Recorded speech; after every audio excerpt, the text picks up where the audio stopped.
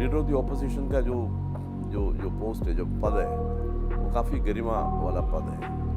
Lessons on how to be a leader of the opposition. Most people don't have any idea, most people who are criticizing the Democrats right now. चलो दोस्तों, imagine करो एक ऐसा देश जहां parliament सिर्फ एक रबर स्टैंप है, जहां सरकार से कोई सवाल नहीं पूछता। That our government has successfully reduced parliament to a notice board and a rubber stamp. जहां मीडिया सरकार के नैरेटिव्स को रिपीट करती है। आप ये जानकर हैरान रह जाएंगे कि पीएम मोदी की सीने की चौड़ाई 56 इंच तो नहीं, लेकिन 50 इंच जरूर है। चीजें थोड़ी डरावनी हैं, बट अगर सोचो भारत में कभी ऐसा हो जाए, अपोजिशन की आवाज दब जाए, क्वेश्चन नहीं पूछे जाएं, डिसीजन बिना चैलेंजेस के पास हो जाएं, तो क्या होगा? एक तरफा राजनीति, करप्शन और डेमोक्रेसी का कोलैप्स। बट ये ओनली एक इमेजिनेशन नहीं है। 1975 और 2014 में ऐसे एक्सपीरियंस देखने को मिले थे।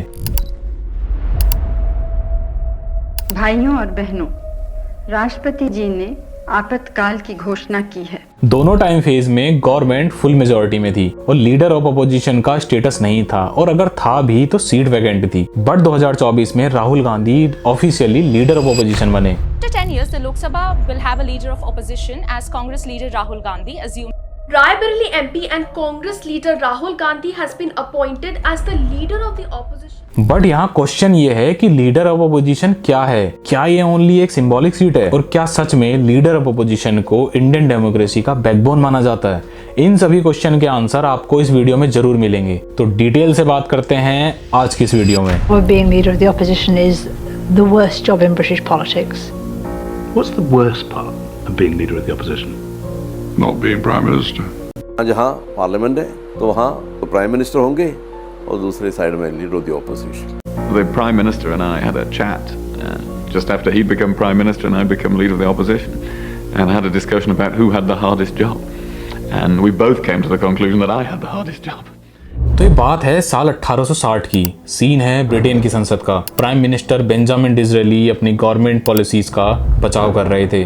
तभी अपोजिशन बेंच से विलियम ग्लैडस्टोन की आवाज आती है और वो करंट पॉलिसीज पर क्वेश्चन पूछने लगते हैं। दोनों मिनिस्टर में इतनी तीखी बहस हो जाती है कि अगले दिन न्यूज़पेपर्स की हेडलाइन थी कि गवर्नमेंट से भी ज्यादा मजबूत आवाज संसद में है।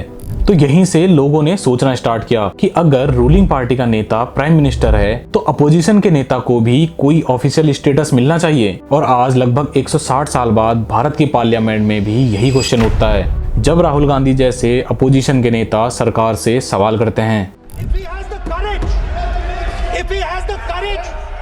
If he has the courage of Indira Gandhi, let him say here that Donald Trump, you're a liar. तो हमें याद आता है कि डेमोक्रेसी में रूलिंग पार्टी से भी ज्यादा इंपॉर्टेंट है अपोजिशन की आवाज, और इसी आवाज का नाम है लीडर ऑफ अपोजिशन। कई लोग सोचते हैं कि अपोजिशन का मतलब है कि हर काम में सरकार को टोकना, बट ऐसा नहीं है। अपोजिशन गवर्नमेंट की पॉलिसीज को चैलेंज करके उनकी कमियों को बताता है। इसीलिए अपोजिशन को डेमोक्रेसी का वॉचडॉग भी कहते हैं। अगर गवर्नमेंट राजा है तो अपोजिशन जनता का वकील है। वो पार्लियामेंट में खड़े होकर कहता है कि आपसे सवाल पूछने का हक हमारा है। मान लो सरकार एक नया कानून लेके आती है और अगर वो कानून जनता के खिलाफ हो जाए तो लोग चिल्लाएंगे, सड़कों पर आएंगे, लेकिन पार्लियामेंट में सवाल उठाएगा लीडर ऑफ अपोजिशन। सरकार में अगर कोई ऐसी पॉलिसी आती है जिसके ऊपर उनको लगता है कि असंवैधानिक है या और विचार की जरूरत है या इसको किसी दूसरी तरह से इम्प्लीमेंट किया जाए, तो एक महत्वपूर्ण पद पे होने की वजह से वो अपना विचार सदन के सामने रखता है। और अगर एलओपी लीडर ऑफ अपोजिशन ना हो तो गवर्नमेंट अपनी मेजॉरिटी से किसी भी बिल को पास कर देगी,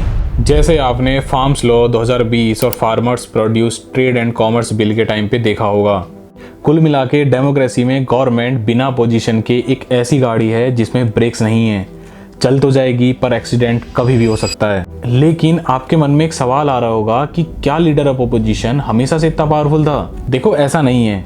जैसा मैंने आपको पहले बताया कि 1860 में ये ब्रिटेन से स्टार्ट हुआ था और 1920s तक आते आते ब्रिटेन में एक शैडो कैबिनेट का कॉन्सेप्ट आया। बेसिकली क्या होता था कि अपोजिशन पार्टी अपने नेताओं को एक एक रोल देती थी। Like shadow finance minister, shadow defence minister. इनका काम ये होता था कि ये सरकार की हर पॉलिसी को चेक करते थे और एक अल्टरनेट गवर्नमेंट की तरह सरकार को सॉल्यूशन देते थे। यानी पब्लिक को एक ऑप्शन मिल जाता था कि अगर रूलिंग पार्टी फेल हो जाए तो पब्लिक के पास एक शैडो कैबिनेट अवेलेबल है। ब्रिटेन उस टाइम पे ग्लोबल एम्पायर था और इसीलिए उनका पार्लियामेंट सिस्टम धीरे धीरे ऑस्ट्रेलिया, कनाडा, इंडिया और साउथ अफ्रीका में फैल गया। और फिर 1937 आया जब ब्रिटेन ने एक लॉ पास करके लीडर ऑफ अपोजिशन को एक ऑफिशियली रिकॉग्निशन दिया। मतलब अब वो ओनली एक इन्फॉर्म टाइटल नहीं था, एक कॉन्स्टिट्यूशनल पोजीशन थी जिसके पास सैलरी थी, उसका खुद का ऑफिस था और कुछ डिफाइंड पावर्स भी थी। The leader of the opposition draws a salary and has a government car, and indeed, since the cabinet has chosen to forego. पर वहीं जब दूसरी तरफ भारत आजाद हुआ तो 1952 में पहले आम चुनाव हुए और उस टाइम पे कांग्रेस को जबरदस्त बहुमत था, पर उस टाइम पे लीडर ऑफ अपोजिशन ओनली नाम के लिए था। और फिर आगे चलकर 1975 में जब इंदिरा गांधी ने इमरजेंसी डिक्लेयर करी। भाइयों और बहनों, राष्ट्रपति जी ने आपातकाल की घोषणा की है तो पब्लिक में इतना गुस्सा बढ़ा कि जनता पार्टी को एक हिस्टोरिकल जीत मिली और कांग्रेस अपोजिशन में आई। और वहीं से डिमांड उठी कि अपोजिशन लीडर को भी एक लीगल और फॉर्मल स्टेटस मिलना चाहिए। और तभी से पहली बार 1977 में लोकसभा में लीडर ऑफ अपोजिशन को ऑफिशियली पहचान मिली। बट यहाँ एक कैच ये था कि अगर इलेक्शन में किसी पार्टी को मिनिमम 10% सीट मिलेंगी तो उसका नेता ही लीडर ऑफ अपोजिशन बनेगा, और अगर उसको 10% सीट्स नहीं मिलती हैं तो वो सीट वैकेंट रह जाएगी। लेकिन शायद ये रूल कांग्रेस को आने वाले टाइम में बहुत भारी पड़ने वाला था। सोचो, संसद का वो कोना जहां से सरकार पर हमेशा क्वेश्चन उठते हैं। हर टाइम फ्रेम में वहां बैठने वाले का चेहरा बदलता रहा लेकिन मोटिव एक ही था। और जब 1989 के इलेक्शन में कांग्रेस हारी तो फॉर्मर पीएम राजीव गांधी अब लीडर ऑफ अपोजिशन की चेयर पर बैठकर सरकार से सवाल कर रहे हैं। जो पीएम कल तक देश की गद्दी संभाल रहा था, आज वो डेमोक्रेसी की हक की लड़ाई लड़ रहा है। एक बहुत बड़ी कमजोरी है जिसको हम अभी भी पार नहीं कर पाए कि हमारे कार्यक्रम पूरे तरह से देहात तक, जमीन तक, लोगों के घरों तक नहीं पहुंच पाते। और फिर जब 1996 में देवगौड़ा पीएम बने तो वहीं leader of opposition Atal Bihari Vajpayee थे। उन्होंने अपने अंदाज में गवर्नमेंट से सवाल पूछना स्टार्ट किया और उन्होंने कहा कि सरकारें तो आती जाती रहेंगी लेकिन ये देश रहना चाहिए, इस देश में लोकतंत्र रहना चाहिए। और मैं चाहता हूँ ये परंपरा बनी रहे, ये प्रकृति बनी रहे।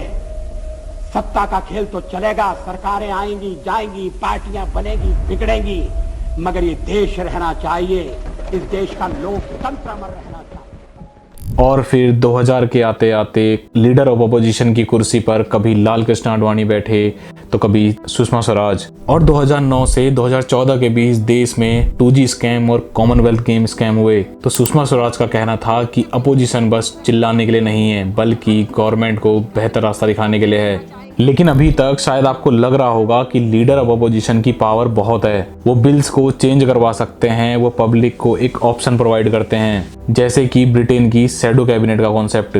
बट ये टाइम लीडर ऑफ अपोजिशन का डाउनफॉल था जब 2014 में बीजेपी की गवर्नमेंट बनी। नरेंद्र दामोदर दास मोदी तो कांग्रेस को ओनली 44 सीट्स ही मिली।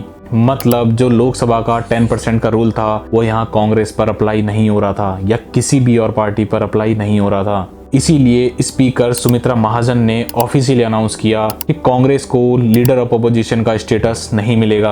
मतलब पहली बार इंडिपेंडेंट इंडिया की हिस्ट्री में लीडर ऑफ अपोजिशन की सीट खाली रह गई थी। लेकिन आपको पता है इसके नुकसान क्या हुए? देखो, जब भी किसी कॉन्स्टिट्यूशनल बॉडी के चेयरमैन या CBI या लोकपाल के डायरेक्टर का अपॉइंटमेंट होता है तो लीडर ऑफ अपोजिशन भी उस अपॉइंटमेंट कमेटी में होता है। सिलेक्शन कमेटी होती है, उस सिलेक्शन कमेटी में नेता प्रतिपक्ष को भी सदस्य बनाया जाता है। बट जब 2014 में CBI डायरेक्टर का अपॉइंटमेंट होना था तो गवर्नमेंट ने मल्लिकार्जुन खड़गे को लीडर ऑफ अपोजिशन के रूप में नहीं बल्कि लार्जेस्ट अपोजिशन लीडर के रूप में बुलाया था। और मल्लिकार्जुन खड़गे ने ये आर्ग्यू किया था कि जिस ऑफिसर को आप CBI डायरेक्टर बना रहे हो उसे एंटी करप्शन केसों में एक्सपीरियंस नहीं है। तो वहीं दूसरी तरफ लीडर ऑफ अपोजिशन के सीट वैकेंट होने के कारण लोकपाल का अपॉइंटमेंट होने में डिले हुआ। तो अपोजिशन का कहना था कि गवर्नमेंट LOP के एब्सेंस का फायदा उठा रही है और ऐसा नहीं है कि ये ओनली सीबीआई डायरेक्टर और लोकपाल के अपॉइंटमेंट की बात हो। 2014 से 2024 तक जब लीडर ऑफ अपोजिशन की सीट वैकेंट थी, तब चाहे वो फार्मर्स बिल हो या सिटीजनशिप अमेंडमेंट बिल, या फिर वो चाहे national capital Delhi laws amendment bill हो या जीएसटी सेकंड अमेंडमेंट बिल, ये सारे बिल लीडर ऑफ अपोजिशन के एब्सेंस में पास हुए और इनकी लिस्ट बहुत लंबी है। बट 2024 में 10 साल बाद जब Rahul Gandhi leader of opposition की चेयर पर बैठे, The question is not how efficiently the House is run. The question is how much of India's voice is being allowed to be heard in this House. तो उनके सामने था विकास, infrastructure और governance का एक पावरफुल नैरेटिव। और आप जानते हो, जब जब अपोजिशन की आवाज कमजोर होती है तब सरकार राजा बन जाती है, चाहे वो 1975 का टाइम हो या 2014 से 2024 तक का टाइम। तो आप खुद ही सोचो, जहां ऐसी एक लोकसभा जहां सरकार के सामने सवाल करने वाला कोई नहीं है, तो ऐसे में डेमोक्रेसी का क्या होगा। इसीलिए लीडर ऑफ अपोजिशन की कुर्सी एक ओनली कुर्सी नहीं है, ये एक गारंटी है कि देश में एक तरफा राजनीति नहीं चलेगी। आखिर में आपसे बस एक सवाल है कि आपको क्या लगता है कि हमारे देश में लीडर ऑफ अपोजिशन कितना पावरफुल है? कमेंट करके जरूर बताओ। और अगर आपको ये वीडियो पसंद आती है और आप राहुल गांधी की जर्नी देखना चाहते हैं तो आप इस आई बटन पर क्लिक करके देख सकते हैं। मिलते हैं किसी ऐसी ही डिटेल्ड वीडियो में। Till then, stay curious and keep unfolding sagas.